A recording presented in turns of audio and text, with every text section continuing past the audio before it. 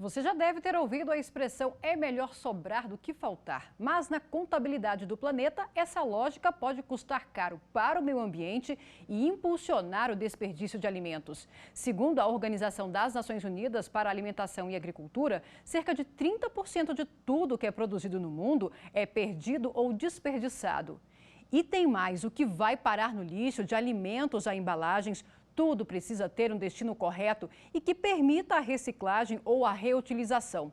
Assegurar padrões de produção e de consumo sustentáveis é uma das metas estabelecidas pela ONU na Agenda 2030. O que tem sido feito para mudar esse cenário e como as leis brasileiras podem contribuir para um aproveitamento melhor dos alimentos e a redução da quantidade de resíduos? Você confere agora no Preservar a Lei de hoje.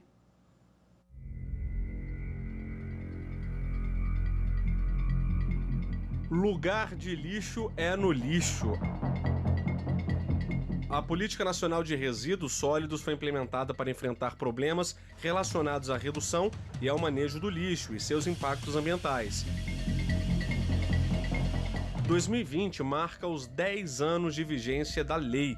Ela exige transparência dos setores públicos e privados no gerenciamento dos resíduos. Prevê o fechamento de todos os lixões a céu aberto e a ativação de aterros sanitários. O processamento do lixo antes da destinação final, reciclagem, compostagem e aproveitamento energético. Ações da indústria no descarte adequado e no retorno de embalagens após o consumo. De acordo com a lei, a responsabilidade é de todos: poder público, fabricantes e consumidores. Para falar sobre esse assunto, a gente conversa agora com Ido Michels, que é doutor e pós-doutor em Geografia Humana pela Universidade de São Paulo, e com Rodrigo Salgado, doutor em Direito Econômico. Sejam muito bem-vindos ao Preservar a Lei. E ao falar em produção sustentável, é preciso também lembrar da política dos 5 R's. Repensar o consumo, recusar produtos e empresas que prejudicam o meio ambiente, reduzir o consumo, reutilizar produtos e embalagens, reciclar e diminuir a quantidade de lixo. Doutor Ido, a gente viu aqui no vídeo que a Política Nacional de Resíduos Sólidos completou 10 anos. O Brasil já consegue separar e dar um destino correto, de forma adequada para o resíduo? Eu entendo que essas normas criadas pela ONU, com a projeção de 2030, elas impõem, naturalmente, aos países que vão mudando as suas práticas. Eu diria que nós não temos uma situação ideal, né? Temos algumas realidades que são regionais, às vezes bem locais, que trazem boas experiências nesse sentido. Mas o importante, enquanto decisão da ONU, né, de colocar isso como objetivo para 2030, eu entendo que é um avanço, é importante que a lei tenha sido feita, que os municípios, que os estados e que o país as adote, de forma a ir ampliando progressivamente essas práticas. Nós temos melhoras, não é o ideal, tem muitas coisas graves acontecendo, mas eu acredito que o fato de termos uma, por assim dizer, norma maior, no caso da ONU, e que está sendo praticada em países, em estados e, no caso, em municípios no Brasil, eu acredito que é um grande avanço. Para começar, temos um marco. Doutor Rodrigo, em todo o país são coletados mais de 70 milhões de resíduos sólidos por ano, mas apenas alguns estados conseguiram implementar políticas de resíduos. Existe alguma sanção para quem não adota uma gestão do lixo? Olha, primeiramente, um prazer aqui estar com vocês, Marina, professor Ido. Um abraço a todos que nos assistem. Na verdade, em relação aos municípios, acho que a maior sanção que existe é a impossibilidade, né, na falta da criação de um plano de resíduos sólidos em nível municipal, de acesso à transferência de recursos, né, e capacitação de pessoal. Né? No ponto de vista empresarial, das pessoas jurídicas e das pessoas físicas envolvidas na questão do tratamento dos resíduos sólidos, aí sim, né, a lei que organizou o Plano Nacional de Resíduos Sólidos trouxe a equiparação da política, da ausência, de tratamento do resíduo para as empresas como um direito ambiental, né? Então, a Lei de Crimes Ambientais prevê aí a pena, inclusive, no nível das pessoas, de detenção de 1 a 3 anos ou multa, caso ocorra aí o desrespeito à norma. Entendi. E, doutor Ido, a gestão do resíduo sólido hoje traz benefícios não só para o meio ambiente, né? Tem outras implicações que estão relacionadas, como saúde pública, geração de emprego. Eu acredito que o doutor Rodrigo mencionou é importante também, que acho que essas leis podem progressivamente ser aperfeiçoadas em casos em que você passe a gerar estímulos, né? Eu acompanho muito, por estar em Brasília, na assessoria do Congresso Nacional, a vinda de prefeitos e vereadores aqui à capital federal. E quando vem em busca de recursos, eu acho que além da lei por si, pela consciência ambiental, que é a alma, por assim dizer, das determinações da ONU, nós temos que criar, como mencionou o doutor Rodrigo, mecanismos materiais de incentivo aos municípios e ao cidadão para que passem a praticar, né? Não é só a consciência. Eu acho que um erro ou uma limitação, por assim dizer, é achar que somente por isso nós vamos mobilizar as pessoas. As pessoas também se mobilizam por outros mecanismos. Então, eu entendo quando algumas empresas privadas adotam mecanismos de que você não use um saco plástico e leve a sua bolsa para trazer as compras, elas estão dando também um incentivo material. Então, eu acredito que junto com isso nós estamos avançando, né? Ainda não na velocidade, mas acredito que aqui em Brasília, o Congresso Nacional possa, talvez, criar mecanismos de repasse para os recursos, como en passant colocou o doutor Rodrigo, de incentivar, talvez, os municípios, os estados a terem políticas mais efetivas para isso. Não somente pela lei, uma lei maior, né? Eu acho que a lei por si só não dá conta de dar essas respostas. E a gente vai conhecer agora uma iniciativa que tem incentivado e ajudado empresas e organizações a se comprometerem com os objetivos do desenvolvimento sustentável. É o Selo Social. O programa Selo Social é um programa que une empresas, órgãos públicos e organizações do terceiro setor que querem mostrar a sua responsabilidade social. E por meio da inscrição num programa que une esses setores, ajuda a estudar os indicadores locais, a potencializar os seus projetos e suas ações para aumentar o impacto social nas suas localidades e, dessa forma, melhorar a qualidade de vida da cidade como um todo e certificar ainda, reconhecer as organizações que fazem esse processo. Então, o programa todo ele tem 5 anos de desenvolvimento em cada localidade e a cada ano as organizações passam por desafios diferentes para que elas se comprometam e se corresponsabilizem com esse desafio de estar junto ao desenvolvimento social local.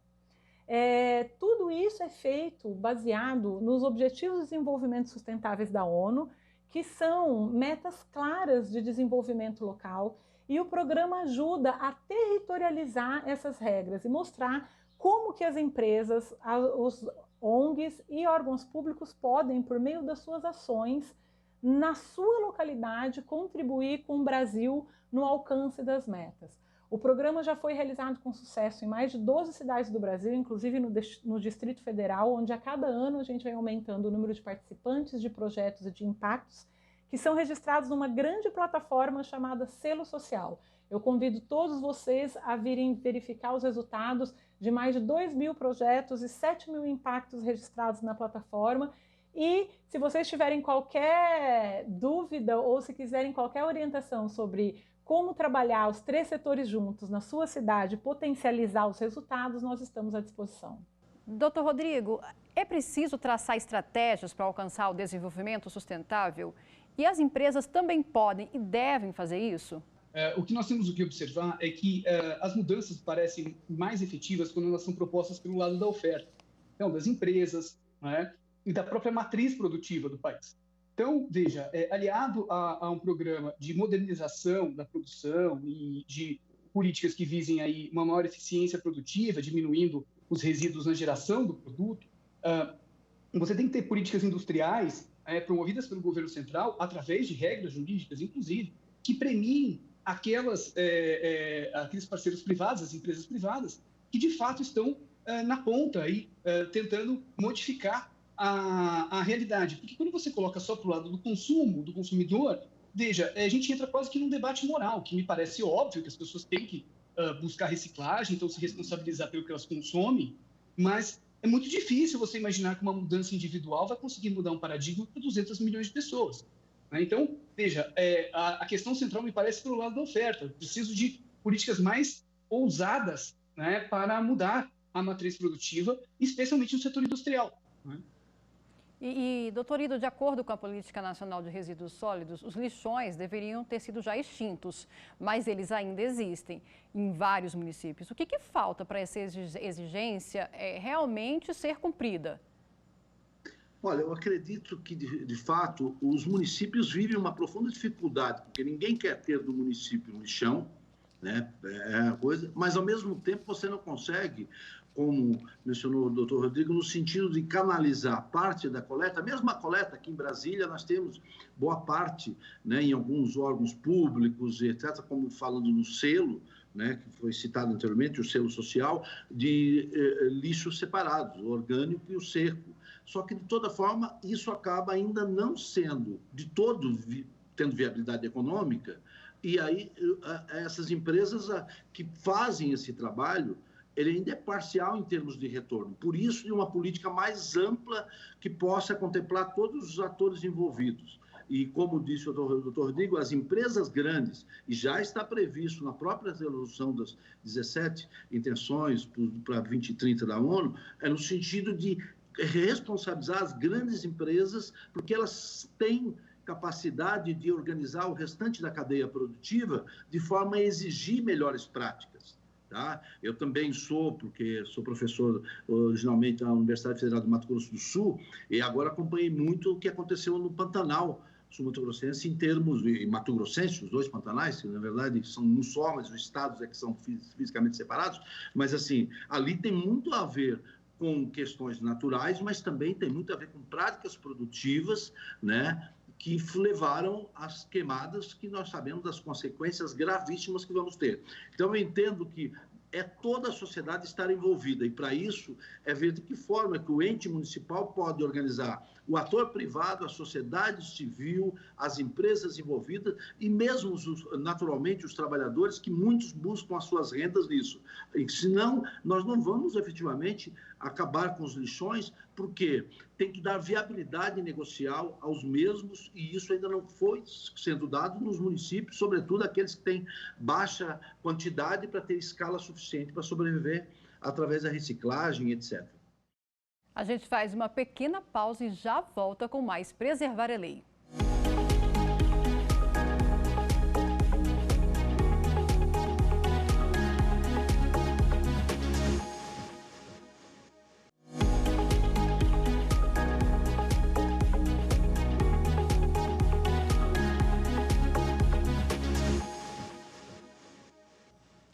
Preservar é Lei está de volta, e reduzir pela metade o desperdício de alimentos desde a lavoura até ele chegar à mesa do consumidor, tudo isso faz parte do objetivo número 12 do Desenvolvimento Sustentável. E uma campanha lançada pela ONG WWF, em parceria com a Embrapa e outras instituições, quer ampliar a consciência dos consumidores brasileiros sobre o desperdício e gerar um impacto positivo na mudança de hábitos de consumo alimentar.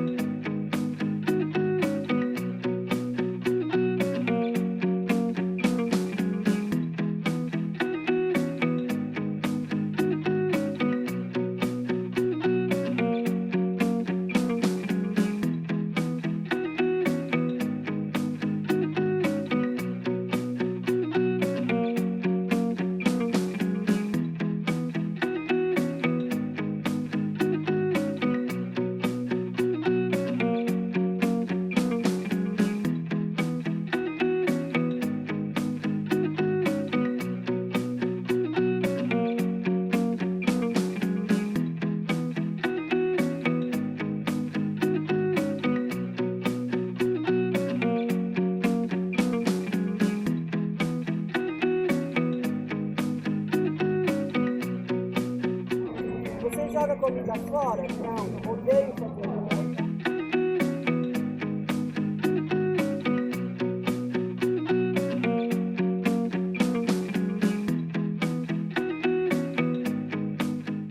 Oi, gente. Oi, tudo A gente bom? vai fazer um teste aqui hoje.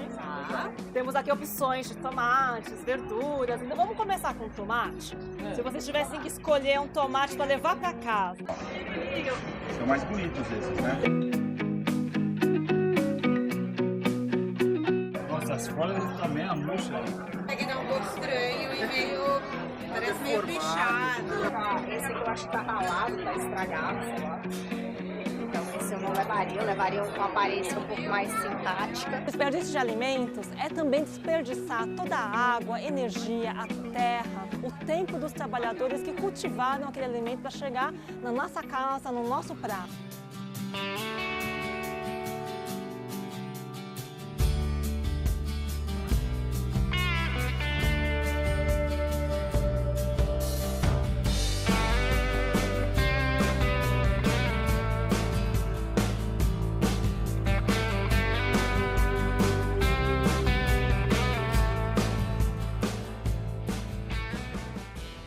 Tudo certo? Gostaram hoje da comida? Maravilhoso. Padrão de sempre? Gostoso? Maravilhoso. Mas essa batata, se a gente não tivesse usado, seria desperdício. Como assim? Seria para o lixo, porque está deforme, porque está rachada, porque não está bonita. Tava gostoso do mesmo jeito. Tava, o gosto tava igual. Agora ficou até mais gostoso, que você sabe disso. Agora eu me senti um pouquinho melhor. Não, pra mim não senti diferença nenhuma. Gosto maravilhoso.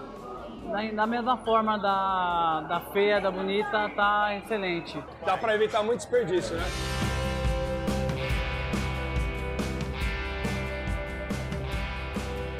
Por falta de informação, ninguém escolhe um alimento que a aparência não seja tão atrativa. Então acho que a campanha ficou bem legal por isso. Os próprios hortifrutis, a própria feira não te oferece pelo próprio preconceito que as pessoas têm. Acho que as pessoas não esperavam que a comida que foi utilizada hoje é uma comida que seria jogada fora. É muito importante o poder de escolha que cada um de nós tem. Ao você fazer uma opção por não desperdiçar, aprendendo a escolher de um jeito diferente, essa escolha também é melhor para todo o planeta.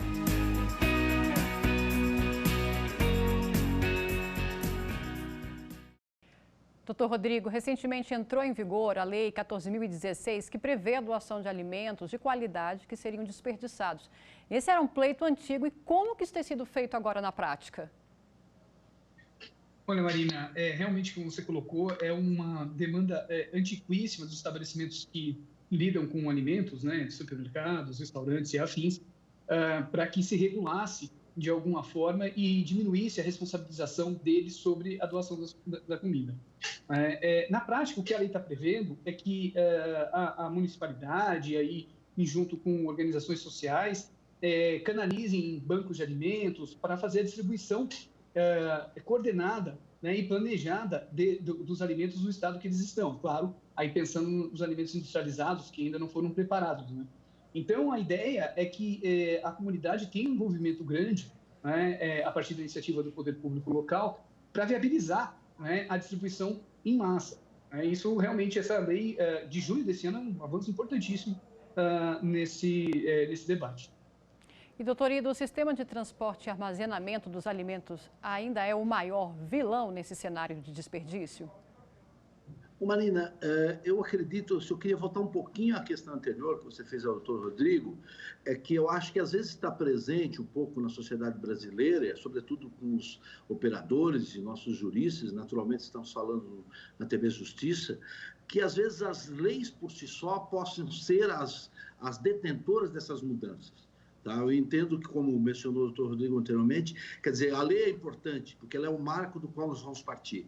Mas existem outras ações que podem e devem ser tomadas, além das leis, porque elas, por si só, em muitos casos, eu vou pegar alguns exemplos. O uso do cinto de segurança, eu lembro quando isso foi instituído no Brasil, né, as pessoas reagiam abruptamente, o que parece hoje ser uma obviedade, era uma lei civilizatória, a mesma coisa, a lei seca e assim sucessivamente. Então, o que eu quero é saber que a lei é importante, mas como mencionou o doutor Rodrigo anteriormente, também é necessário que todos os atores envolvidos na sociedade possam, quer dizer, neste caso das empresas, do desperdício do transporte das empresas, elas acabam ainda ocorrendo porque as sociedades acabam não se mobilizando efetivamente por isso. Na inserção que você fez na matéria anterior em relação ao desperdício, como as pessoas não economizam energia e alimentos, essas coisas todas, apontam para isso. Então, eu acho que eu queria lembrar, para terminar, do programa, nós tivemos a crise do apagão no governo Fernando Henrique. Aquela foi uma grande campanha de sociedade civil e de governo, naquele momento da nossa história, que se nós não fizéssemos aquilo, ia faltar energia. E toda a sociedade participou ativamente e foi um êxito quando nós tivemos dificuldade. Então, aqui eu quero dizer assim, as leis são importantes, são fundamentais, mas somente elas, se não tiver a ação dos 3 esferas de governo e envolvimento da sociedade civil, por mais óbvio que pareça, como a inserção que você nos trouxe, muito rica, por sinal, é importante, nós não conseguimos. E, doutor Rodrigo, uma das conclusões de um estudo realizado pela Embrapa sobre o desperdício de alimentos é que deveria haver um fortalecimento de bancos de alimentos no Brasil. O senhor estava falando há pouco, né? Eu queria que o senhor explicasse um pouquinho como é que eles funcionam. A distribuição do banco de alimentos funciona de forma promovida pelo poder municipal, claro, né? Mas também em parceria com ONGs, com associações, com igrejas, né, que estabelecendo aí os parâmetros, né, claro, de higiene, de condições sanitárias, né, estocam o alimento para distribuição para a população carente de forma sistemática. Quer dizer, a gente sai daquela forma de ajuda, que é muito importante, né, enfim, uma questão moral, né, de você aprender a doar aquilo que você tem sobrando para os outros, isso é óbvio. Mas veja, você tem como atuar de forma mais organizada, pensando quais são as comunidades, mapeando quais são elas, né, para utilizar esses bancos de alimento para ter um canal permanente de suplemento alimentar, especialmente na primeira infância.